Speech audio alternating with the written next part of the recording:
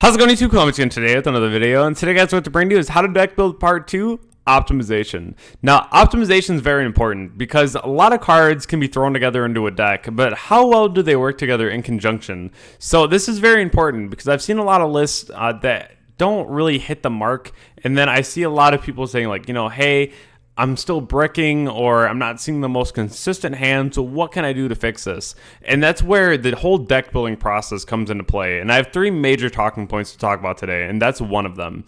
So what's really important about the deck building process is that you have to take a build at its core, and it's figure out what the main objective of the deck is and build the deck to the main objective. So if you have a deck that is based around a certain card, then just build the deck, just put in that certain card and just try to turbo it out. And then you're like, all right, so what now? So you're like, okay, I need other cards that can make this more consistent. So you add your consistency cards.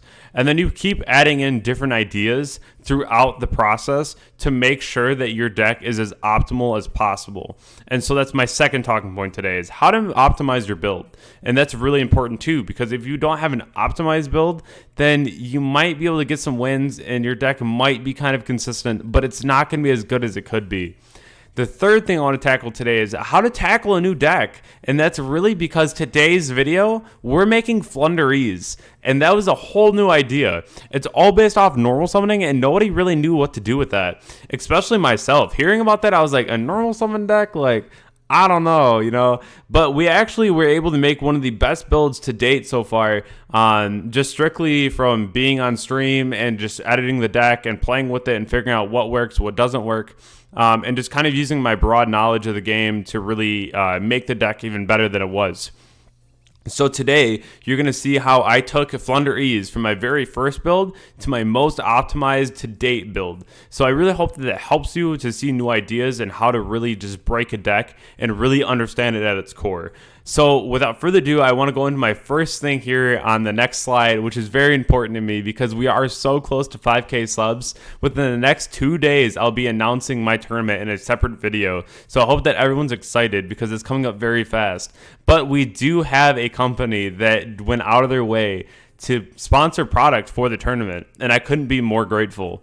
And that's Gem. If you're unfamiliar with Gem, please go in my description below, look at their website, their Facebook page. The Gem store is so wonderful. The high quality product, from the mats, the deck boxes, to the backpacks, it's just somewhere that I've really felt had some of the best quality, and I really appreciate the fact that they're the ones to really be giving product for the tournament, and I can't thank you and your company enough. Really quality work out of you all, and I've always really loved the product. I've owned quite a few things myself, and I just want to say thank you. Honestly, it means a lot. The whole community and the whole family has been growing very, very fast, and this is just one thing that can really uplift everyone and just keep everyone driving forward with the motivation. And this is just, it's so cool. It's so special. Again, thank you so much. And as far as my community goes, we are almost at 5K, and I would love it if we can just crush that goal. If you are new here, hit the subscribe button. If you are returning, or if you're new here, like, comment. Definitely let me know how you thought about the video, what you think about my ideas, and what I really put into my thought process, because everyone has their own thought process, right, when it comes to editing and when it comes to building a deck. So I always like to hear different feedback. And trust me, when I see your guys' deck ideas and your video ideas, I do read each and every one of them. So don't think that I'm not just glazing over them. Some of them are very good, and I will be considering them in the future. So keep on doing that, keep on being amazing, and let's hop right into Floodgates. So why don't we? So the first thing I got here is considering using Floodgates. So building control is a lot different than building combo, and that's because some builds for control, you really have to utilize Floodgates because they're a means to really be able to grind a little longer to get the card advantage that you need that combo can just open in the beginning hand. So I put the monster and the spell here because I want to show you that Floodgates aren't just trap cards. They can also be monsters and spells. And Quiet Life alone is actually a really cool card that's forgotten about in Floodgates, because if you normal summon, you can't special summon. And this affects both players. If you special summon, you can't normal summon. So this is really cool because as for Flunder, this could be very, very useful. I'm not saying that it's needed, but it's still something that I could really see being played at some point in the future. So if you are newer to the game, floodgates are basically cards that constantly interact with the game state. So what that means is if you have a card like Goes in Match, right? It constantly checks the field to make sure that you only control one attribute. So this is a card that constantly interacts with the game state and it really can stun an opponent. If I'm playing Striker and I don't have the out to Gozen, it can be very difficult. So this is one of those things, again, that can allow your deck to just gain advantage to the point where you're snowballing so hard your opponent can't come back from you. So this is why floodgates are very important. Now, floodgates can also be used against you. So you have to realize your biggest weaknesses in your decks. I'm playing Flunder. The biggest weakness is Zombie World. This is literally worse than Mystic Minding a combo player. If you activate Zombie World against a Flunderese player and they don't have a back row out, they literally lose the game. Like, they cannot play against Zombie World. So a lot of people right now are sending Necroruled Banshee off of the Beatrice, or any Foolish Burial, any way that you can get to a Banshee, because it will activate the Zombie World from the deck, which basically says neither player contributes summon monsters. So they can't even use their spell, which is pretty crazy. Because there's the Flunderese spell actually contribute cards on the board to tribute summon monsters, but under Zombie World that just doesn't work. So this card is absolutely fantastic and is one of the biggest weaknesses of Flunder. So we have to be really careful of that when we're building the deck, because it's gonna be very common, very common. So another thing is a lot of people are not playing Scary Sea because it loses to twins super hard. That's why everyone plays City of Dreams, because City of Dreams is a card that allows you just to summon out on your opponent's turn. And even if they twin your city, then you're still able to normal summon and get into an Apex Avian if you would like. So you at least have a negation on the board. So don't play Scary Sea. It's just not a good card and you lose super hard to twin. This is just something that I want to point out. On just deck building and my own knowledge of the deck by now. This is why no one's playing it, is because, again, you just lose super hard to twin. So, new deck, start with what you know. So if you don't really know the deck, you don't really know what you're getting yourself into, what do you know? So the thing that I know is that next format, Ghost Ogre is going to be cracked. So I'm going to be playing Ghost Ogre at 3, for sure. The other thing is that we can play Shifter in this deck. And if you can play Shifter, you should be playing Shifter, because it's just such a broken hand trap. It's literally a turn skip to your opponent in most times. The other things is Impermanent Ash can't be bad, right? They're just very generically good hand traps. They're never really that bad.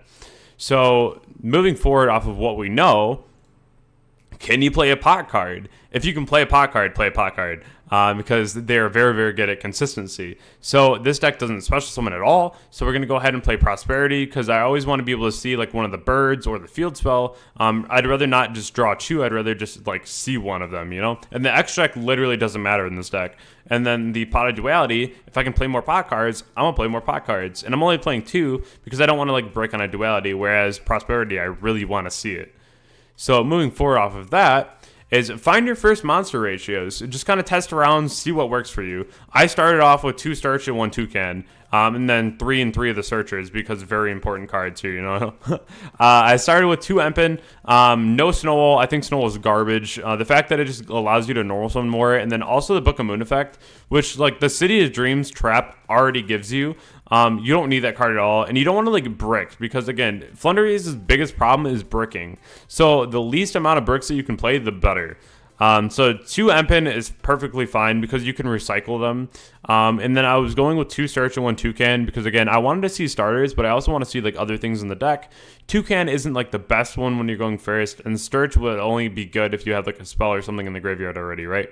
Because you have to be able to banish, and most of the time turn 1 you won't have anything to banish unless you already have a spell in the grave. So this was my first ratio here. This is what I tried out. So then I was looking for the next step here, which is checking for useful in-archetype spells and traps. You have the map, which is the heart and soul of the deck, so I added a Terraforming. We added in the Monarch Stormforth card that's a continuous, and then the City of Dreams.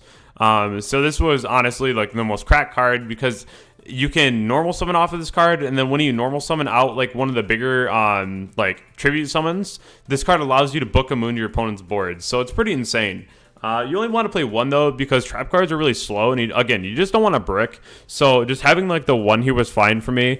This is honestly never changed. I've considered running 2, but you can also recycle this one too. So I just never really considered playing more than 1, right? Because you just don't want to brick. Moving on to the next part here is that do your research if you're lacking power cards. What I mean by power cards is like if your deck doesn't really feel like it's doing enough, try to find cards that really will stun your opponent or really put pressure on your opponent. And what we have here is the Ghoul's Arc, which will allow you to banish one of your birds so you can chain block when you normal summon. It gets you an additional resource. It's just a very overall very good card.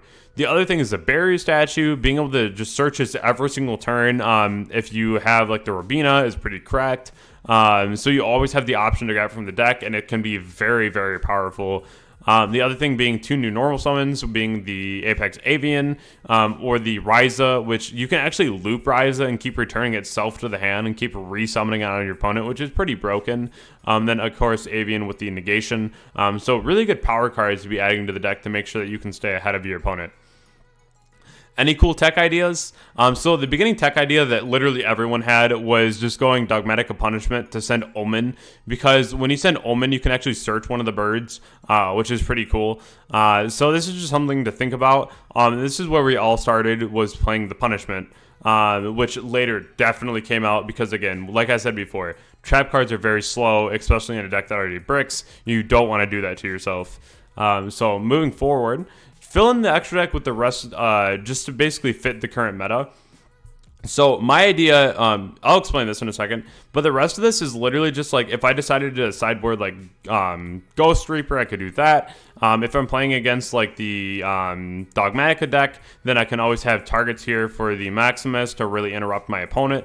And then I have like the Lyralist here to go into like a Zeus. I play 3 Phoenix because we play things like the Prosperity just so I can like banish random things, which you'll see I later on play Extravagance as well. So that's why I have the Phoenix in here, because if you get hit by a zombie world, you need to find a way to out it. And a lot of times, like, you'll already have monsters on the board if they're going like second, because they'll still try to activate zombie world, right? So you just be able to go here and link off into your Phoenix, just so you can absolutely have a way to play the game, because if you don't, then you just kind of lose, unfortunately, which I've actually had Phoenix come up a couple times to out a Zombie World Online so far, so I'm very much so a big believer in just having the triple Phoenix in there just in case. Now, add consistency and mitigate weaknesses. So what I did here, if you notice from the previous build, was that I actually went here and took out Ash, which was a very big decision here, and then I took out Punishment. What did I do instead? I added in 2 Extravagance and 3 Book of Moon. So I wanted to add more consistency, and a lot of you were like, hey, but what doesn't Prosperity and Extravagance like conflict? They do, but in this deck, the brick is real, and you really have to make sure that you're seeing as many cards as possible. So I'd rather open like one of these, even if I open like one of each, like I would way rather just see these in my hand than not, because you need to see Bird Field Spell, because if you just see Bird, then you're going to be at a like extreme disadvantage if they have like Imperm, right? So, or like any hand trap. So you need Field Spell plus Birds. So having this many pots in here is actually very justified. And the other thing is that Book of Moon actually allows you to dodge Imperm and Valor. So like if you normal summon Robina and you go Effect to Search and they go Imperm from the hand, you chain Book of Moon to Book of Moon your Robina will still search, and then whatever it searches can still be normaled.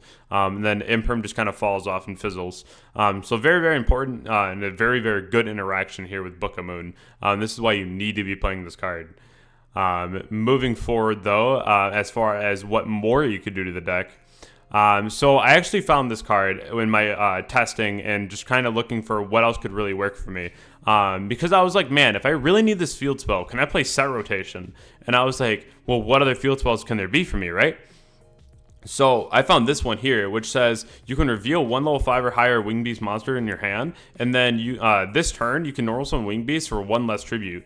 Then if you control a wind Winged Beast monster, you can immediately after this effect resolves normal summon 1 Winged Beast. So essentially, if I'm able to play Set Rotation with this card, I'm playing 6 field spell. That's huge because it allows you to have so many more ways to your full combo and an additional normal summon. So this was actually like a very original idea. I found this card, I've been testing it, and I very much so believe in this. So I hope that you guys use this in your testing and really just go further with the deck than you may already be doing. And I'll be talking about the implications of things like this as well, because I'm able to summon like Avian, Empen, and Ryza in one turn when you're just normal summoning, because you have cards like this that literally say like for the rest of the turn everything is one tribute, which is pretty crazy, and you can get very, very far with this card, and it's very cracked. So what did I do with this card? I added set rotation, the Samorg field spell, and then I also added in the third Pot of Extravagance. And so here we can see from the last build that there were some cards taken out, which we will talk about here in a moment. So this is a big thing, right? You have to trade power for consistency. So Shifter just wasn't cutting it, and it's something that I felt was just really bricky. It wasn't really helping me out, so I definitely cut it from the deck. And a lot of people were like, wow, you're crazy, like Shifter's so good. But like there's better cards to be playing. If my deck is more consistent than yours because you're playing Shifter, especially if you're in the mirror match against me, you're going to lose because my deck will inherently open up full combo every single time. I'll always open up Bird Field Spell, and obviously there's going to be variances where like you don't, but like if my deck can do that better than yours, I just feel like I win more of the time, and that's usually the case, especially in mirror matches like this, which are going to be very common. So again, I cut Shifter, I added in 3 more consistency cards, the Samorg field spell is broken, and then when you play set rotation, especially against today's meta, which won't change when we get into the new set, like we'll still see like the same decks, you can main deck 1 copy of mine or like side Mystic Mine, and then you already are playing set rotation, so you have another way to it, that you can just absolutely shut your opponent out of the game. So a very, very cool implication, and a lot of things that you're allowed to do with things like set rotation. Moving forward, if you're still bricking, add more starters. Like, there's nothing wrong with doing that. So for me, what I did was I cut Ogre, actually, and I added in Sturch and Double Toucan. So what this does for you is really allows you to play at a higher level, because if your opponent is just seeing a lot of bricky hands, they have a lot of hand traps, you have to find your own ways to mitigate that, because you can sideboard things like Crossout and really just try to get ahead of your opponent. But I left in Imperm and just kept in more birds, because it doesn't really matter if your opponent has interruption for you. If you have more ways to play into a board and really play around certain hand traps and certain cards, then you should. Because if I'm playing, 3, 6, 9, 12 starters here with these birds down here as well, there's nothing more that I want to do than to see as many ways to full combo as possible. So for me, the testing of this build has worked out phenomenally. And you don't always have to run hand traps in certain builds. If I'm playing defensive cards like Book of Moon, and now more birds and like more field spells, I just know that more often than not, I'm going to be able to see full combo. Because if I can at least put Empen on the board into a full board, a lot of times they won't be able to do a whole lot about it, because now we have a Floodgate sitting on the board that's a constant skill drain. So my final build that I prepared for you is that I actually went ahead and cut the Imperm and added in Droplet, because this deck has an inherent problem with going second, which a lot of people will tell you. And that's because there's decks like the Sword Soul deck, especially with everyone running around with Dragoon or DPE right now, you should be playing things like Droplet that really allow you to just come from behind and just win a game. And this is another thing where you can play even Dark Ruler. And it allows you to just go full combo, leave up your skill drain, put up your City of Dreams, and then be able to Book of Moon the entire board in the follow-up turn, and then also have things that can just negate a whole board already in your main ready to go.